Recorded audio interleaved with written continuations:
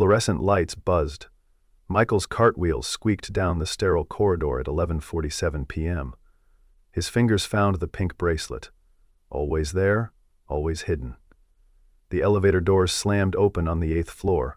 A woman in charcoal gray, briefcase welded to her chest, stabbed the 12th floor button. He stepped in, pressed 15. The executive level needed cleaning too. The elevator jerked upward. Shuddered. Died between floors 10 and 11. Emergency lights strobed red, carving shadows across her marble face. Her breath hitched. Sharp. Desperate. His stayed calm. Too calm for a man trapped in a metal box. The silence stretched between them like a blade. "Looks like we'll be here for a while," he said quietly, his voice carrying a strange note of resignation that made her look at him for the first time. 6 hours earlier, Michael Roberts had awakened in the cramped trailer that served as home for him and his daughter. The afternoon sun sliced through thin curtains, illuminating Emma's artwork scattered across their tiny kitchen table.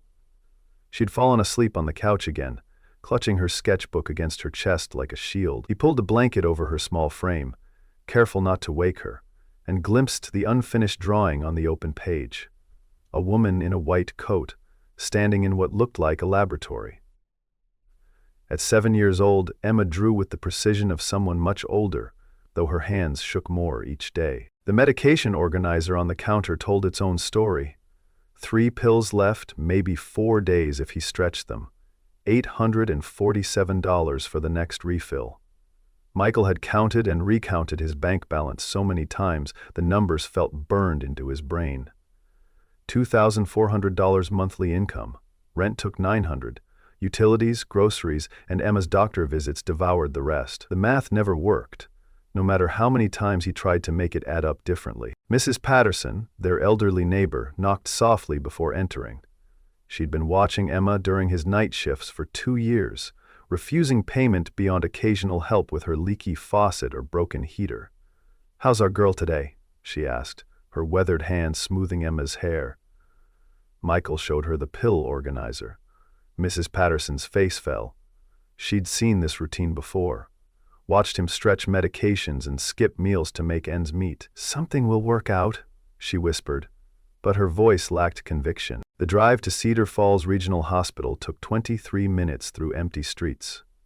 Michael's pickup truck coughed and wheezed, burning oil and hope in equal measure.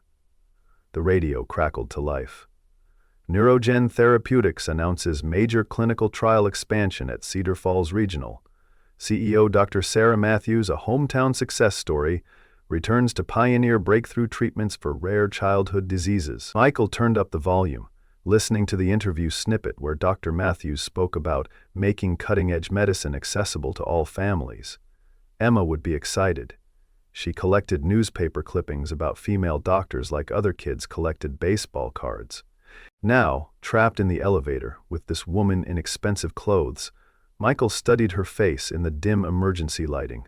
She looked younger than he'd expected, maybe mid-30s, with dark hair pulled back severely and eyes that seemed to catalog everything. Her manicured fingers drummed against her briefcase in a pattern that spoke of barely controlled anxiety. "I'm Sarah," she said finally, extending a hand that trembled slightly. "Michael," he replied, noticing how soft her palm felt against his calloused skin. The handshake lasted a beat too long, both of them searching the other's face for something neither could name. "Emergency button's not working," Sarah announced after stabbing it repeatedly. Her voice carried the crisp authority of someone used to having problems solved quickly and efficiently. Michael settled onto the floor with practiced ease, back against the wall, and pulled a thermos from his maintenance bag. Buildings from 1972. Elevator company went out of business in 2006. Maintenance crew won't check the shafts until 6 a.m. His casual acceptance of their situation seemed to unnerve her more than the actual predicament. She remained standing, pacing the small space like a caged animal. 6 hours! The panic in her voice was barely contained now. Michael poured coffee into the thermos cap and offered it to her. "Maybe less if we're lucky, maybe more if we're not." Sarah stared at the steaming cup as if it were a foreign object. Most people in her position would be demanding solutions, making calls, finding ways to expedite their rescue. Instead, This janitor sat calmly, drinking coffee as if being trapped in an elevator was just another Tuesday night inconvenience. Sarah's phone showed no signal. The building's old construction and their position between floors created a dead zone. She'd never felt so disconnected from the world that ran on her schedule and responded to her commands.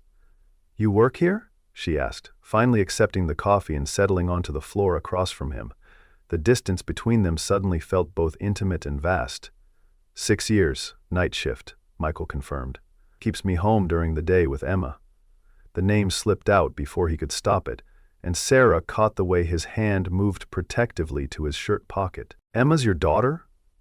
Something in Sarah's voice shifted, became softer, more human. Michael nodded, unable to hide the pride that always accompanied talk of his child. 7 years old, wants to be a doctor when she grows up, smart as hell, draws pictures of medical equipment she's never seen, reads about diseases she can't pronounce. He pulled out his phone, showed Sarah a photo of Emma grinning at the camera, gap-toothed and radiant despite the hospital bracelet visible on her thin wrist. Sarah's breath caught, and she leaned closer to study the image. "She's beautiful," Sarah whispered, and Michael heard something broken in her voice. "What's wrong with her?" The question came out sharper than intended, medical rather than maternal. Michael's expression hardened slightly. "Juvenile neurological disorder. 1 in 50,000 kids get it. No cure, just management." He took back his phone, protective instincts flaring. Sarah's face had gone pale in the emergency lighting. "The treatment? Is it working?" Her voice was carefully controlled now, professional interest masking something deeper. "When we can afford it." The words carried years of frustration and sleepless nights. $847 every 2 weeks. Insurance covers 60% if we're lucky. Michael's laugh held no humor. "I make $14 an hour pushing a mop. You do the math." Sarah did the math, and the numbers made her sick. She knew those numbers, had seen them in countless patient files, had watched families like Michael's get filtered out by financial screening processes she'd helped design. The silence stretched between them, heavy with unspoken truths.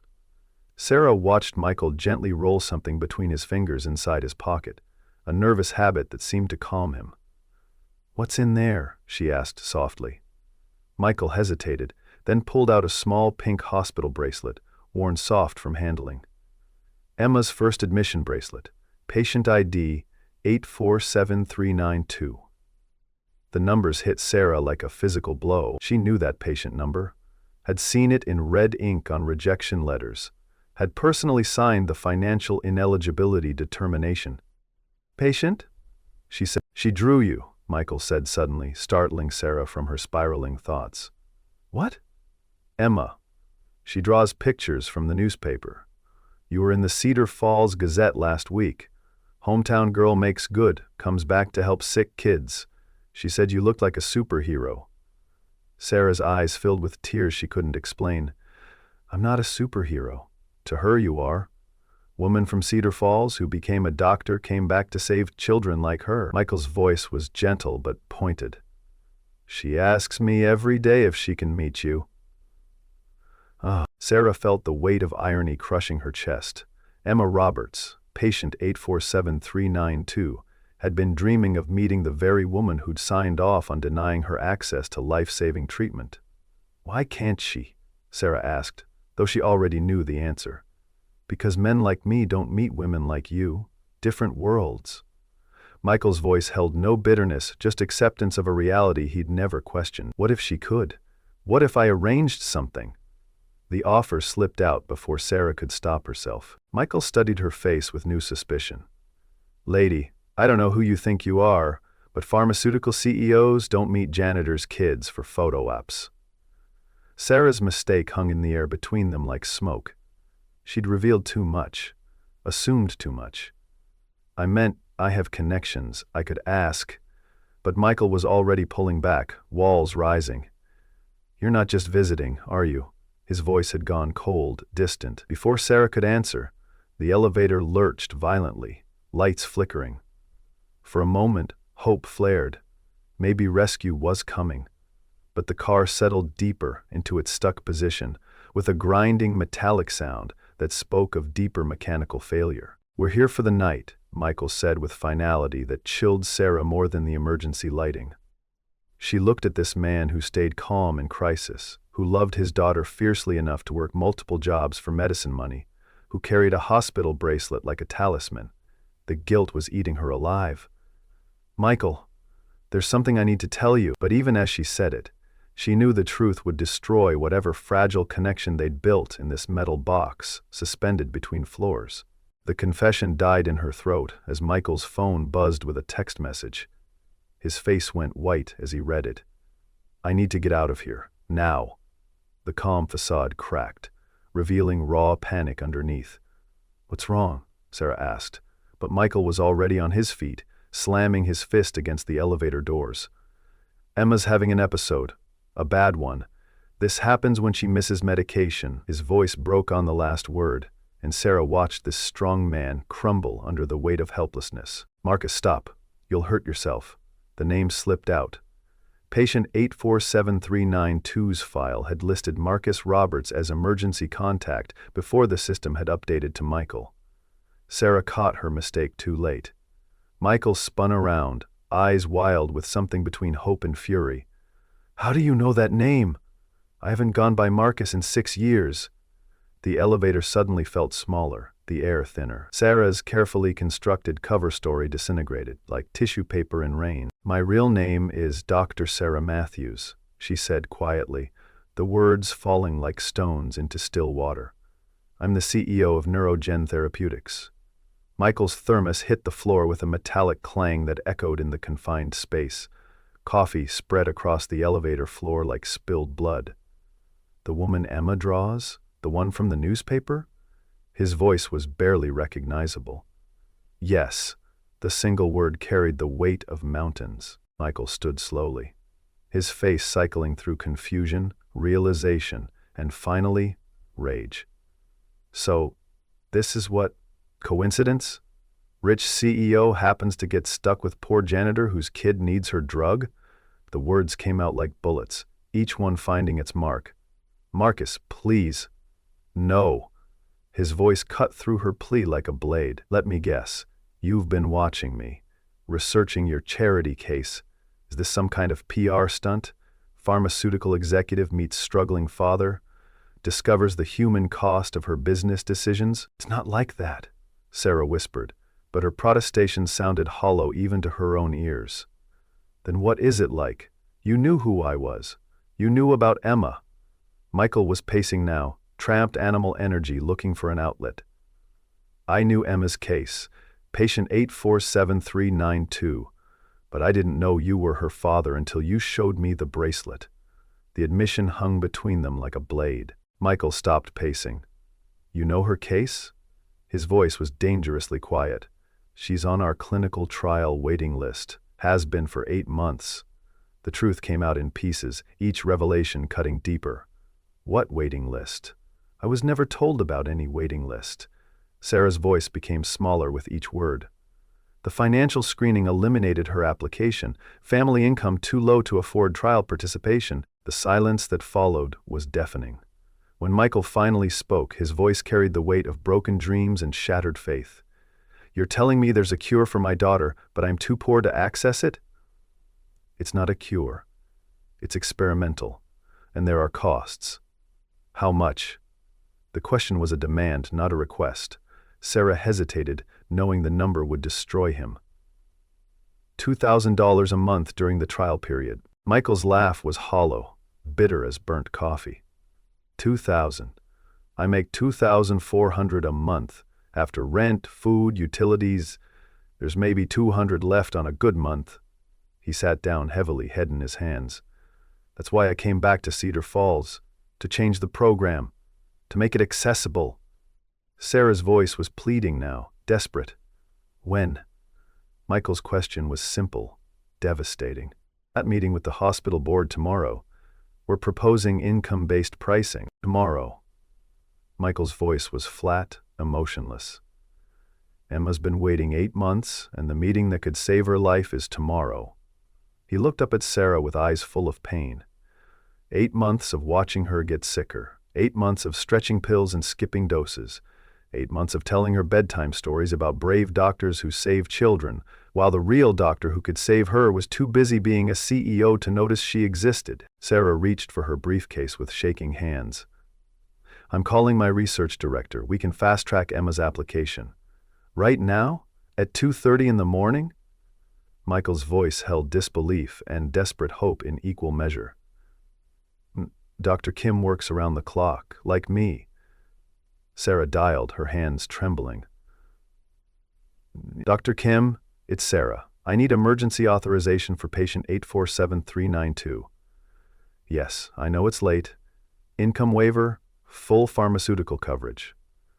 "Because I'm the CEO and I'm authorizing it." Michael watched in stunned silence as Sarah argued with someone on the phone for 10 minutes, her voice growing more commanding with each exchange. When she finally hung up, her face was flushed with victory and exhaustion. Done. Emma can start the trial next week. For a moment, Michael couldn't speak. The news he'd prayed for, fought for, dreamed of, had just materialized from a phone call made by a woman trapped in an elevator with him. "Why?" The question came out as a whisper. "Because she's 7 years old and she draws pictures of doctors. Because you work 3 jobs to afford her medicine. Because—" Sarah's voice cracked. "Because I was her once." She pulled out her phone, showed Michael a photo that made his breath catch. A young girl in a hospital bed, thin and pale, surrounded by medical equipment that dwarfed her small frame. "Leukemia, age 8. My parents cleaned offices to pay for treatment. We lived in Pine Valley Mobile Home Park, Lot 47. Michael's eyes widened with recognition. "That's 3 lots from us." "I know. I drove by yesterday after my flight landed. Saw Emma playing outside. She looks like I did." The confession hung between them, bridging the gap between CEO and janitor, between success story and struggling father. They sat in silence, processing the impossible coincidence that had brought them together. "So you became a doctor to help kids like yourself," Michael said finally, understanding beginning to dawn. "I became a CEO to fix the system that almost killed me. My parents went bankrupt. We lost everything. I got better because of an experimental drug, but it cost $50,000 a month. Insurance didn't cover experimental treatments back then." "How did you afford it?" Michael asked, though he suspected he already knew the answer. "We didn't. The company gave it to me free as part of a clinical trial. I was lucky number 847. Michael stared at her, pieces of the puzzle clicking into place. "Emma's patient number is 847392. I requested that number specifically. When I saw her file, Sarah wiped tears from her eyes. "I saw myself." "You've been watching over her." It wasn't a question. "I've been trying to, but company protocols, FDA requirements, insurance barriers, it's more complicated than just wanting to help." Sarah's voice was thick with frustration and guilt. "So you're not just helping her, you're helping yourself." Michael's insight cut straight to the heart of it. "What do you mean?" "You're fixing what broke your family. You're saving the kid you used to be." Sarah nodded, tears flowing freely now. "Every child in our clinical trials, I see 8-year-old me in that hospital bed. But Emma, she's exactly like I was. Same age when symptoms started, same disease category, same financial situation. Same mobile home park," Michael added softly. "Same mobile home park." The connection between them felt cosmic now, beyond coincidence. Michael reached over, gently touched her hand. "Thank you." "For what?" "For seeing her, for remembering what it felt like to be the sick kid whose parents couldn't afford hope." But then Michael pulled his hand back, suspicion creeping into his voice. "Wait, if you can authorize this, why haven't you done it before? For Emma, for other kids in her situation." Sarah's face fell, and Michael saw the truth before she spoke it. "Because I lied to Dr. Kim. I don't have the authority to waive fees unilaterally. I panicked. I wanted to help so badly that I promised something I can't deliver." The words hit Michael like physical blows. "So Emma still can't get the medicine. Not unless something changes with the board tomorrow." And if they say no? Sarah looked at him helplessly. Then I'll have to find another way. What other way? Michael's voice was sharp with renewed desperation. I don't know yet, but I'll find one. I have money, personal money. I can pay for Emma's treatment myself. But even as she said it, Sarah realized the deeper problem. You really don't know, do you? Michael said quietly. You're just as trapped as I am. You became CEO to fix the system, but the system is bigger than any one person, even you. The truth of his words settled over them like dust. Sarah had spent years building a company, raising funds, managing investors, believing that success would give her the power to help children like Emma. But power, she was learning, was more complicated than she'd imagined. Unless, Sarah had an idea, dangerous and desperate. What if we force the board's hand? What if we make it impossible for them to say no? How? Michael leaned forward, hope flickering again. Media, public pressure, tell Emma's story, show people what the pharmaceutical industry does to families like yours. The plan formed as she spoke, risky but possible. You'd sacrifice your career for a publicity stunt? Michael was skeptical. I'd sacrifice my career to save children, starting with Emma? But even as Sarah outlined her plan, her phone rang. Dr. Kim's number flashed on the screen. Sarah, emergency. I called the board chair about your authorization. He's threatening to remove you as CEO if you proceed with the Emma Roberts case. Emergency board meeting at 8 a.m. Sarah's face went white. I understand. There's more. He's also threatening to shut down the Cedar Falls clinical site entirely. Says if you're going to override financial protocols, the location is no longer financially viable. Sarah hung up, devastated. The choice had become impossible. Save Emma and lose the ability to help hundreds of other children, or sacrifice Emma to preserve the program. What did he say? Michael asked, reading the defeat in her posture. If I help Emma, they'll shut down the entire clinical program. Hundreds of children will lose access to treatment. The trolley problem, writ large in pharmaceutical politics. I can't let you destroy the program for Emma, Michael said finally, though every word felt like swallowing glass. And I can't let Emma die when I have the power to save her. Sarah's voice was raw with anguish. But you don't have power. That's what we just learned. None of us do. The system was bigger than both of them, more entrenched than either had imagined. They sat in defeated silence as the emergency lights cast shifting shadows on the elevator walls. Outside, the world moved on. Patients sleeping in hospital beds, families making impossible choices, children like Emma counting pills and dreaming of tomorrow.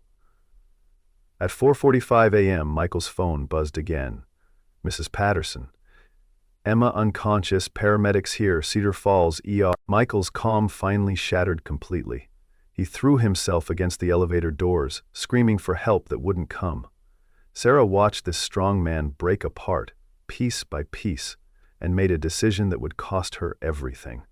She pulled out her phone and started typing not to Dr. Kim or the board, but to every medical journalist, patient advocate, and health reporter in her contacts. If the system wouldn't bend, maybe it could be broken. What are you doing? Michael asked through his panic. Starting a war, Sarah replied, hitting send on messages that would destroy her career and possibly save his daughter. I'm telling Emma's story. I'm telling all their stories. Her phone immediately started buzzing with responses. Reporters smelling blood in the water, advocates ready to mobilize, patients' families eager to share their own impossible choices. At 6:30 a.m., the elevator repair crew finally arrived. As the doors opened, Michael and Sarah stepped out into the harsh hospital fluorescent light, both changed by their night in that metal box between floors. I need to get to Emma, Michael said, but Sarah was already following him to his truck. I'm coming with you. Sarah, you have a board meeting. They can wait. Emma can't. They drove through the pre-dawn darkness in Michael's pickup truck, Sarah's expensive suit incongruous against the torn passenger seat. Neither spoke about the messages that were already spreading across social media. Emma's photo, her story, the impossible choice between corporate profits and a child's life. By the time they reached Cedar Falls Regional, The story was trending nationally. At the hospital, they found Emma in the pediatric ICU, unconscious but stable. Mrs. Patterson sat beside the bed, her weathered hands holding Emma's small one. "She kept asking for her daddy," the older woman said, tears streaming down her face. "I told her you were coming, that you'd fix everything like you always do." Sarah knelt beside Emma's bed, checking her pulse and breathing with practiced medical efficiency. "We need to start her on neural sync immediately," she told the attending physician. "I'm authorizing emergency compassionate use." "Dr. Matthews, you can't," the doctor began, but Sarah cut him off. "I can and I am. Put it in my name, my responsibility." As Sarah personally administered the first dose of the experimental medication, she knew she was ending her career as a pharmaceutical executive. But watching Emma's vital signs stabilize, seeing color return to her pale cheeks, she felt more like a doctor than she had in years. Emma woke around noon, groggy but alert. She saw Sarah sitting beside her bed and smiled, with the gap-toothed grin that had captured hearts across social media. "Are you the doctor lady from my drawings?" Emma asked weakly. "Yes, sweetheart. I'm Dr. Sarah. Daddy said you might help me get better." Sarah squeezed Emma's small hand. "I'm going to try very hard." Emma reached for her sketchbook and showed Sarah a new drawing.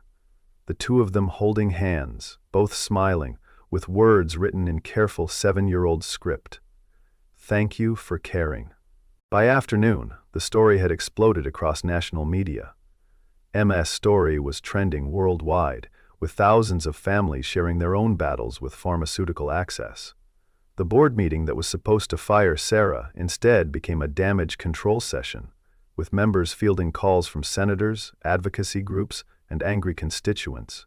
The pressure became so intense that by evening the board announced a complete restructuring of their patient assistance programs. 3 months later, Dr. Sarah Matthews, no longer CEO but now attending pediatrician at Cedar Falls Regional, made her morning rounds. She'd lost her corporate position, but found her calling again, treating children instead of managing profit margins. Her salary was a fraction of what she'd made before, but she went home each night fulfilled in ways she'd forgotten were possible. Room 314 housed her favorite patient. Emma Roberts, age 7, sat up in bed drawing with steady hands. The neural sync treatment had worked better than anyone had dared hope. Her motor skills had improved dramatically, her seizures had stopped, and her infectious smile had returned full force.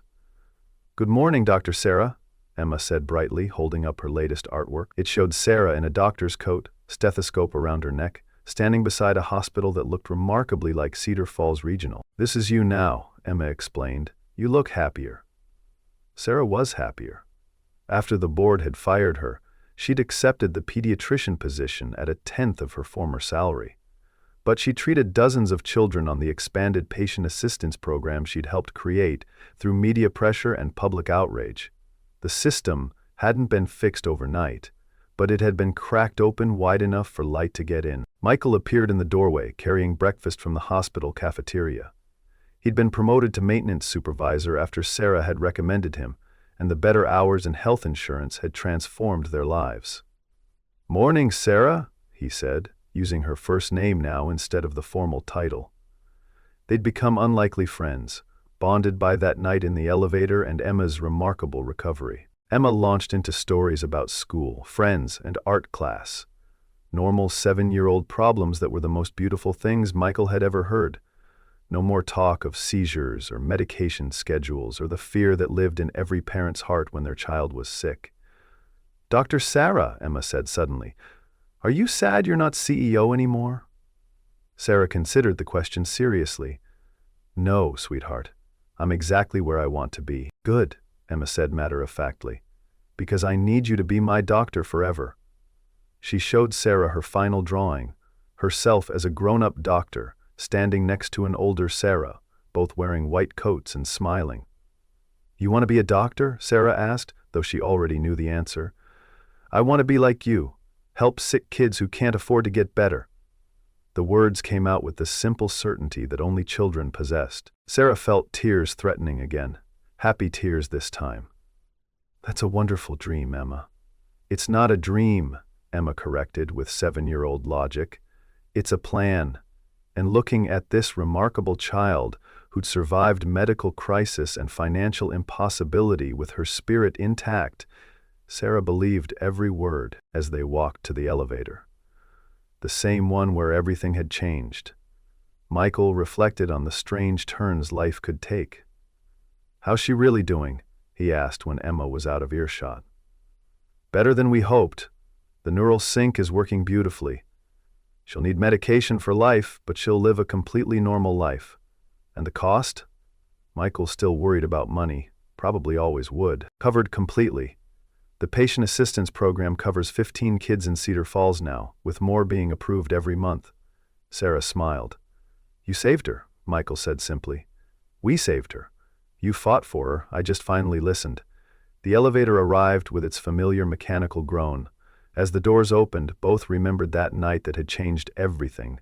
His calm resignation, her growing panic, the pink hospital bracelet that had bridged two worlds. That evening, Sarah drove home to her small apartment near the hospital. No more mansion, no more luxury car. But her kitchen table was covered with drawings from Emma and letters from other children in the program. On her nightstand, she kept 2 hospital bracelets. Emma's original pink one with patient number 847392, and her own childhood bracelet with patient number 847. 2 sick children, 26 years apart, both saved by experimental medicine and second chances. Her phone buzzed with a text from Michael. "Emma wants to know if you'll come to her art show next week. She's dedicating it to Dr. Sarah, who remembers what it feels like to be a patient." Sarah typed back immediately, "Wouldn't miss it." She looked out her window at Cedar Falls, the small town where she'd been born, learned to be a doctor, and found her way back to medicine's true purpose. Tomorrow, she'd see Emma again, along with 15 other children whose lives had been changed by access to experimental treatments. Children who might grow up to be doctors themselves, who would remember what it felt like to be sick and fight for other sick children. The cycle would continue, hopefully with more compassion and fewer barriers. Sarah touched Emma's hospital bracelet one more time, then turned off the light. Outside, snow began to fall on Cedar Falls, covering everything in quiet, white promise. In the trailer park, Michael tucked Emma into bed, both of them dreaming of tomorrows filled with possibility instead of fear. At the hospital, the night shift began. Janitors cleaning floors, nurses checking patients, doctors saving lives, one small miracle at a time. And in her small apartment, a former pharmaceutical CEO slept peacefully, knowing she'd found her way home to the reason she'd become a doctor in the first place. The pink hospital bracelet on her nightstand caught the streetlight, a symbol of connection between past patient and present healer, between broken system and the people determined to fix it, one child at a time.